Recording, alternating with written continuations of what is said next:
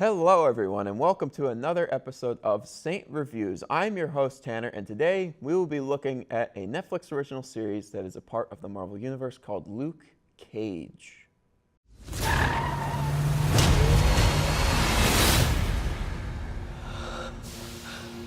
Still not sure what I am. I'm just living my life, day to day. You should be out there helping people. You think I asked for any of this? I was put in some tank like an exotic fish. Came out with abilities. I just want to be left the hell alone. Let's go through the cast and crew of Luke Cage. The show was created by Chio Hadori Coker.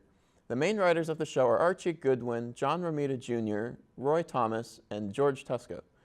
Each episode has a different director, so if you want to see who directed which episode, feel free to check it out on IMDb. But let's jump into the main cast. Luke is played by Mike Coulter. Detective Knight is played by Simone Missick. Shades is played by Theo Rossi. Maria Dillard is played by Alfred Woodard. Zip is played by Jaden Kane. The nurse from Daredevil and Jessica Jones makes an appearance. Her name is Claire. She is played by Rosario Dawson. Bobby Fish is played by Ron Cephas Jones. Diamondback is played by Eric Harvey. Inspector Priscilla Ridley is played by Karen Pittman. Cottonmouth, or Mr. Stokes, now this name I might get wrong, is Maharsharya Ali. Detective Scarf is played by Frank Whaley, and everybody's favorite character, Pops, my personal favorite, is played by Frankie Faison.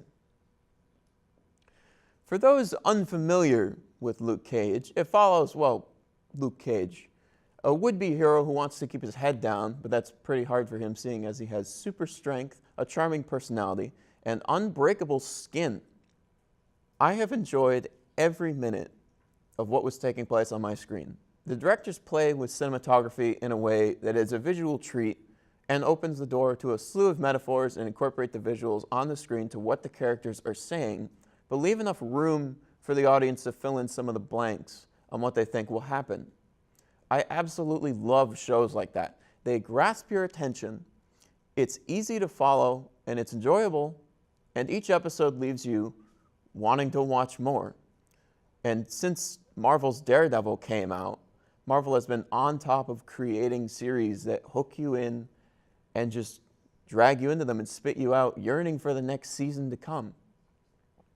And while we're on the topic of Marvel, Luke Cage actually made his debut in Marvel's Jessica Jones, another wonderful series that I highly recommend. If you're interested in Luke Cage, I know it's time-consuming, but please watch Daredevil and Jessica Jones. Not only will they pull you in like this show, but the plots are loosely connected together and eventually will come together when Marvel releases the first season of Heroes for Hire, which will incorporate Daredevil, Jessica Jones, Luke Cage, and possibly The Punisher.